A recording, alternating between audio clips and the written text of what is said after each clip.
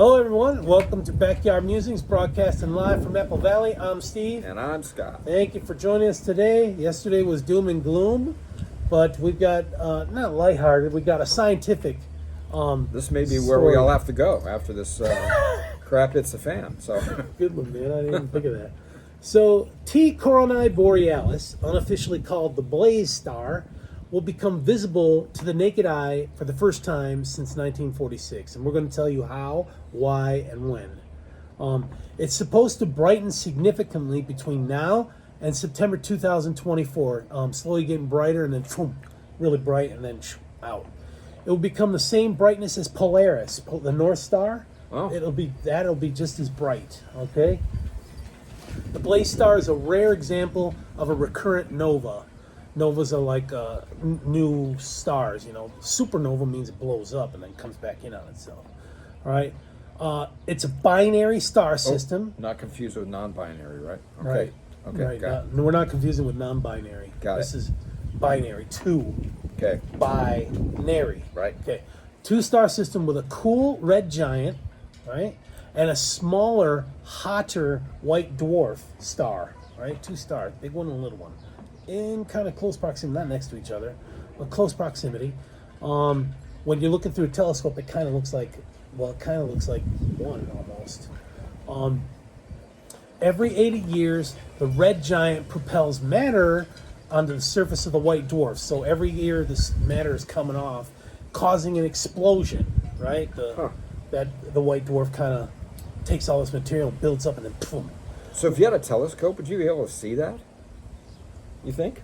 If you could No, you zone see in the on naked eye. Oh, really? When You it don't- happens, you when wouldn't need it. Oh, when it you goes, wouldn't. you'll see it with the naked eye. And Okay. we're going to show you where to look so you can find that Oh, cool. in this segment. Got it. When it peaks, it'll become 600 times brighter and be visible to the naked eye for several days. With stargazing binoculars, you'll be able to see it for a little over a week, like Wow. 8 days, 9 days. Nice. Here's how you can find it. Oh, I left the graphic in the house. Okay. We'll do some research on this. Okay. You can't forget these names. So Okay, it's between the constellation of Bootes and Hercules. Bootes, we've got that on Cameron's ceiling. It looks like a soccer player. It really does. It looks like shoulders down to his foot, like wow. he's cooking something. Kicking something. Okay. And Arcturus is at the bottom there. Arcturus is the reddish yellowish star. It was on, what was that movie with Jennifer Lawrence and Chris Pratt where his thing malfunctioned? They were traveling to another planet. And he woke up and then he saw how pretty she was and woke her up. Oh, I They don't know. they Guardian shot of around the Galaxy? Arcturus. I don't know. I Yeah. have no idea. That's not my Sci-fi. Yeah, not they my shot deal. around Arcturus. Anyways, so between Bootes and Hercules, and it's almost smack in the middle. Bootes looks like the soccer player, right? Arcturus is the main star in the constellation Bootes. You find the stars in the Big Dipper. Trace the Big Dipper's handle of stars to a curve to Arcturus, a bright reddish star above the eastern horizon. Rising in the east-northeast will be Vega. So you got Vega over here, Arcturus over here, almost smack in the middle, but more towards Arcturus and a little bit down is going to be a constellation. That's the Coronae Borealis constellation, right? And it's a U-shaped like a horseshoe constellation of about 8 stars. The Blaze Star will be bright, so you see those 3 stars. Like So that. my grandkids have this app through their school that you can get on an iPad, you and can it'll hit- tell you Yeah. where to look for this stuff. So you Yeah. get on there and You put it on your phone. Yeah. And you just put it to the sky and you can see the different constellations. amazing. You don't It's have an to go app. out with some guy. Skyview. It's called Skyview. yeah, we used to go Yeah. out with some guy that just said, "Yeah, that's where it is, right there, Cassiopeia's chair or whatever." So. King Tut's tomb, whatever. Yeah, whatever it was. So we just looked at it and said, "Yeah, we believe you." So. But now you got a phone that can tell you. All right, so in keeping with celestial bodies, scientists have discovered another planet that has potential to support human life. Potential. Yep, and we've talked a little bit about that, right? Uh-huh. According to the Royal Astronomy Society, They're the guys who published this. Yeah. the planet called Gliese, is that it? Gliese, yeah. Gliese, if you want to look that up. 12b. So apparently, is there a Maybe there's 12a? 12 planets. Maybe I there's don't know. 12 planets. And I don't know. A is the moon. I don't know. Yeah, Maybe so- it's a moon and A is the planet. So it's got an estimated temperature of about 170 degrees Fahrenheit, which is 50 degrees warmer than Earth. That's that's about the temperature we've been having here Vegas. the last couple weeks. Continuous Vegas, no break. Right? Yeah. So this was discovered by NASA's transiting exoplanet survey satellite, and we'll just call it TESS. TESS, yeah. It is located 40 light years away. That's not very far. Yeah, 40. Weekend jump. Yeah. Hop, skip, and a jump for a spacecraft with warp technology. Yeah, like the Enterprise. Yeah. Star Trek Enterprise. Beam me up. Yeah, here we go. So here's how it was found. When a planet transits in front of its star, the star's brightness fades. Right? During transit, the star's light is absorbed by the exoplanet's atmosphere. This emits a chemical signature which can be located by the Webb telescope.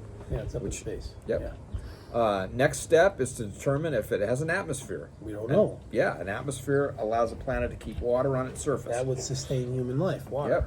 Yep. Venus has no atmosphere, and so the surface appears volatile. Yeah, if you look even through binoculars, it kind of looks like it's roiling and broiling. Venus does.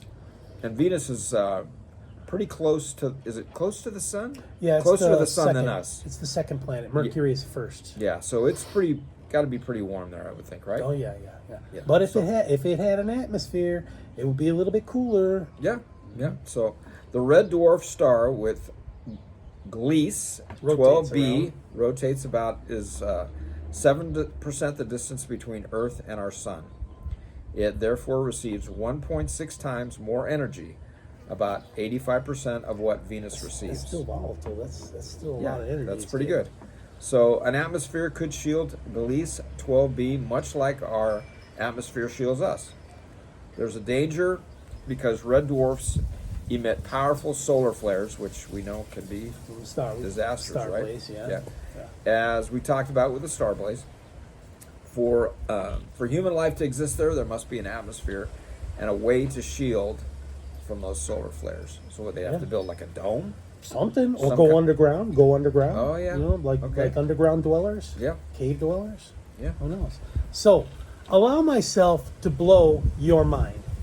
Faster than light travel can make it possible to colonize such planets and view the blaze star in real time. According to Einstein's theory, there is no way to exceed the speed of light, according to his theory, right? However, space-time has no such rule. The far reaches of the universe are stretching away faster than its light could ever match, right? It's expanding like the Big Bang. Did we not see that in Star Wars? What? That speed? Faster than light? No, that was when they had the- and what did they Battlestar call that? Galactica. Yeah, and what did Star they call Trek. that? When they hyperspeed or something? I don't know. Anyway, go ahead. Yeah, faster than light. Right. Okay. According to Einstein's theories, there's no way to exceed that. However, space-time has no such rule. The far reaches of the universe are stretching, right? We know that. To bend a small bubble of space in a similar fashion for transport purposes, you need to solve relativity's equations to create a density of energy that's lower than the emptiness of space. While this kind of negative energy happens on a quantum scale, really small, piling up enough in the form of negative mass, it's still exotic for physics. It's still being studied, right? In addition to facilitating other kinds of abstract possibilities, really abstract, such as wormholes and time travel, negative energy could help power what's known as the Alcubierre warp drive. Alcubierre warp drive. Okay, so the Alcubierre drive is a speculative warp drive idea according to which a spacecraft could achieve apparent faster than light travel by contracting space in front of it and expanding space behind it. Yeah, Pretty crazy. like a bubble. Yeah. So under the assumption that a configurable energy density field lower than that of a vacuum that is negative mass could be created. I'll study this more this weekend. You're gonna have to. Yeah. You're gonna have to get up on this. Yeah, so proposed by the theoretical physicist Miguel Alcubierre in 1994, so this is fairly recent, He's right? he's probably still kicking. Yeah. The Alcubierre drive is based on a solution of Einstein's field equations. Objects cannot accelerate to the speed of light within normal spacetime. Instead, the Alcubierre drive shifts space around an object so that that object would arrive at its destination more quickly than light would in normal space without breaking any physical laws. That's like beaming. That's like the transporter, right? On Kind of. on That's Star exotic Trek. physics, man. Yeah, this is. I mean, crazy. we have faxes where we fax a picture of something. Yeah. Why not human matter? And it appears on another paper Exactly. miles away. Exactly. Wirelessly too. Yeah. Why not human bodies or beagles? Captain Archer's prized beagle. I don't know. Okay. Although the metric proposed by Alcubierre is consistent with the Einstein field equations, construction of such a drive is not necessarily possible. The proposed mechanism of the Alcubierre drive implies a negative energy density and therefore requires exotic matter or manipulation of dark energy.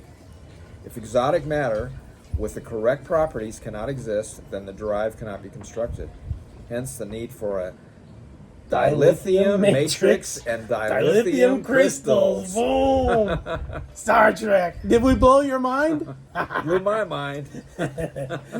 So maybe in 20 years we'll be there. You know. Yeah. I mean, with the advance of technology. But, I mean, fusion give it to the reactors. private sector, and they'll probably have it done next week. So, Yeah. you know, Yeah. just don't let the government get involved. No government. Yeah, Don't no exploit government. it. Make it for elites. All right, folks. Thanks for joining us. We're gonna try and travel the stars and planets. Yeah, Eventually, that'll yeah. happen. This is cool stuff. This may be where we have to go when, like I said, crap hits the fan. So, Yep. Okay. STHF, what Yep. they call it. All right. Thanks. have a good weekend.